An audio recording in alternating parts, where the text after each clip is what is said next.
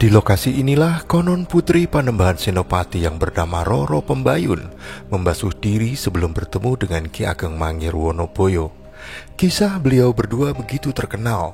Akhir kisah beliau berdua pun hingga hari ini masih terus dibicarakan.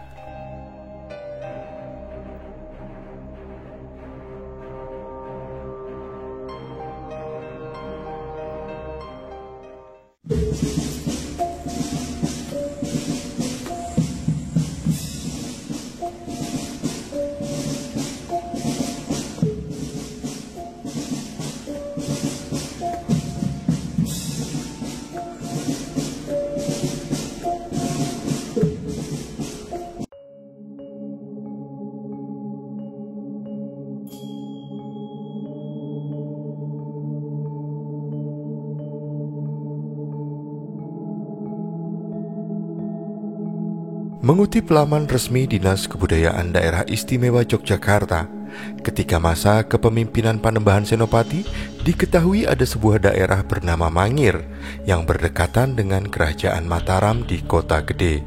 Wilayah Mangir merupakan tanah perdikan, yaitu daerah otonomi yang dikelola sendiri. Wilayah Mangir terbebas dari kewajiban membayar pajak dan dipimpin secara penuh oleh Ki Ageng Mangir Wonoboyo.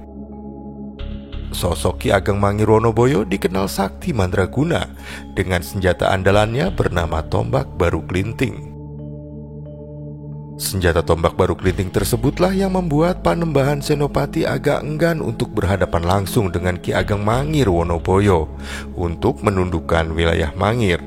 Suatu ketika, Ki Juru Mertani yang juga merupakan salah seorang perintis Mataram yang baru memunculkan strategi untuk menghadapi Ki Ageng Mangir Wonoboyo.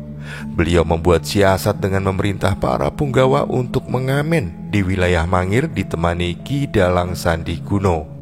Dalam siasat itu ikut serta putri Panembahan Senopati yaitu Raden Ajeng Pembayun atau Roro Pembayun yang diskenariokan seolah merupakan putri dari Ki Dalang Sandi Guno.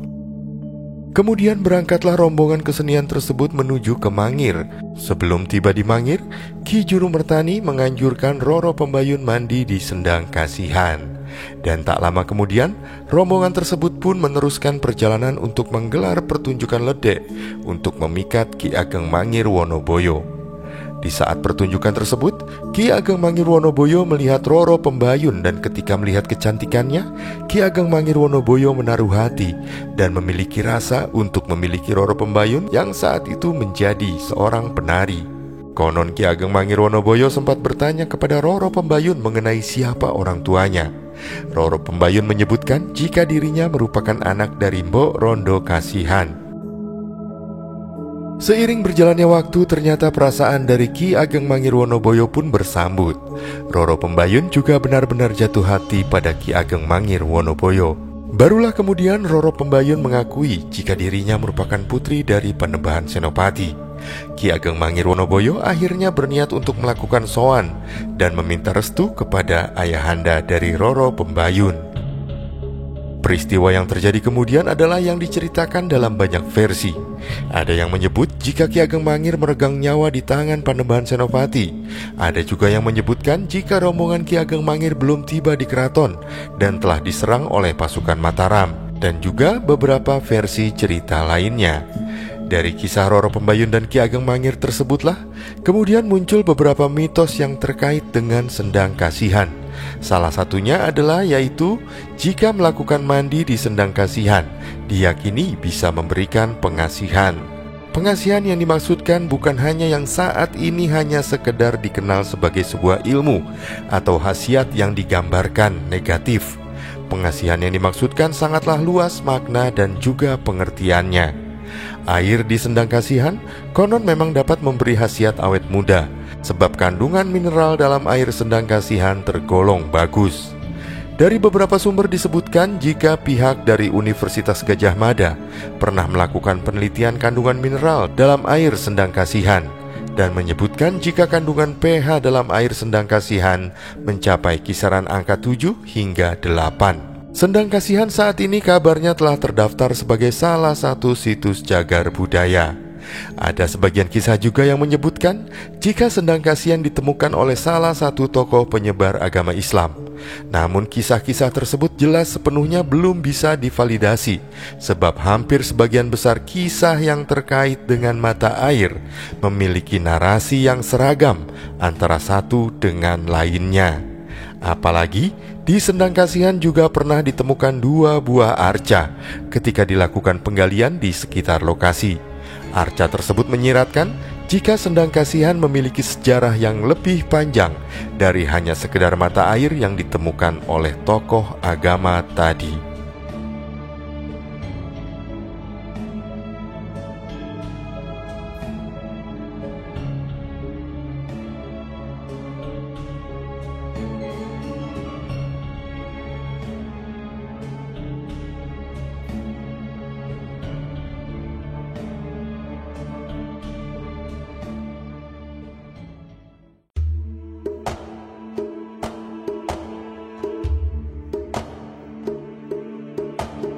Dan tibalah aku di sendang kasihan yang terletak di Dusun Kasih, Kelurahan Taman Tirto, Kepanewon, Kasihan, Bantul. Sebelumnya mohon maaf jika sepanjang perjalanan tadi tak bisa terabadikan, karena kamera yang tertempel di helm hilang ketika singgah di sebuah warung untuk membeli sesuatu tadi. Mungkin orang yang mengambilnya lebih membutuhkan dan semoga berguna baginya.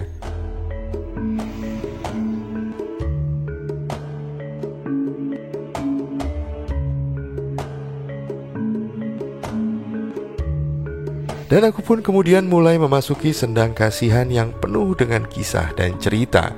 Selain terkait dengan kisah Ki Ageng Mangir Wonoboyo dan juga Roro Pembayun, sendang kasihan juga disebutkan pernah menjadi salah satu tempat bertapa dari Raden Ronggo, putra dari Panembahan Senopati. Dan tayangan mengenai makam dari Raden Ronggo pun telah ditayangkan di Senyum Indonesia. Aku pun langsung menuju ke tempat 2 arca yang ditemukan di lokasi ini.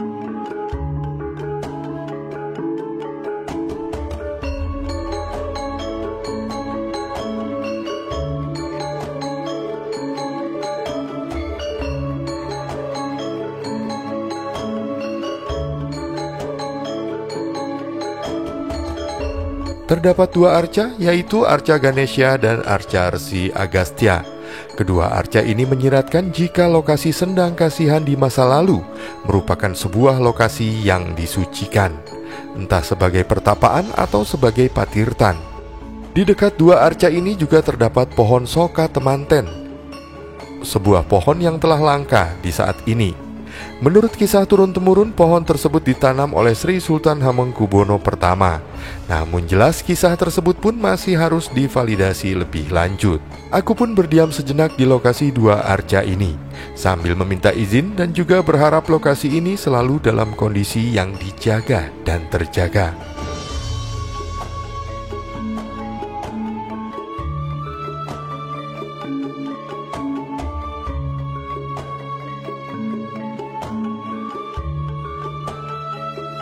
Setelah beberapa saat, aku berkeliling dulu di sekitar sendang atau kolam ini.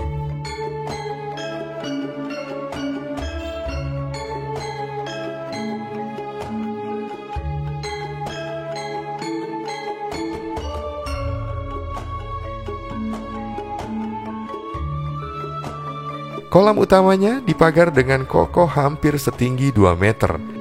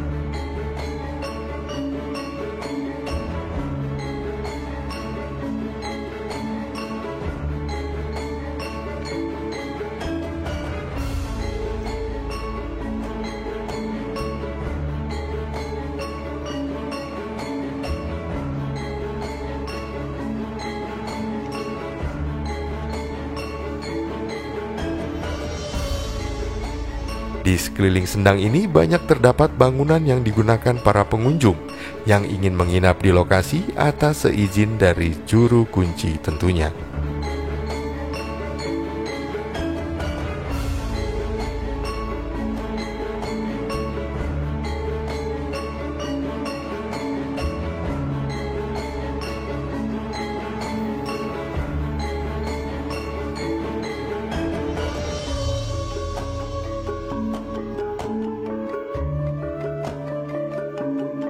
Aku pun terus berkeliling. Suasana di lokasi ini sangat nyaman meskipun berada di tengah perkampungan dan langsung berdekatan dengan jalan raya.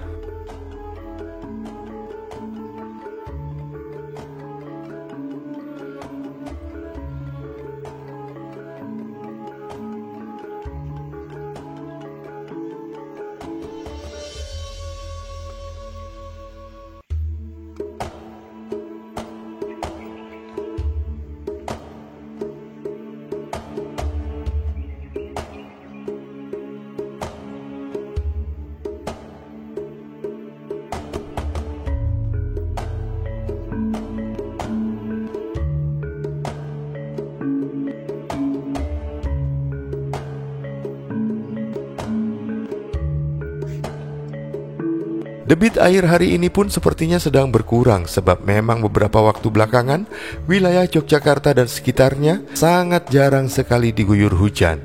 Namun bisa terlihat jika mata air di lokasi ini sangat jernih. Di hari-hari tertentu banyak sekali pengunjung yang datang ke lokasi ini dengan aneka tujuan. Aku pun kemudian sejenak kembali berdiam diri di dekat sendang ini, mengaturkan hormat pada semua yang berada di lokasi ini dan berharap semoga kelestariannya terus terjaga.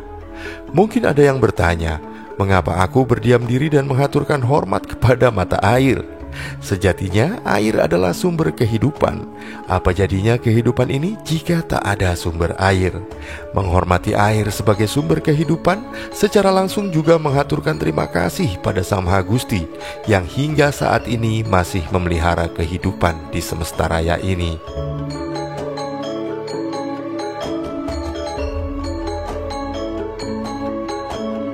Beberapa saat aku berada di lokasi yang sangat menenangkan ini, maka aku pun segera beranjak pamit.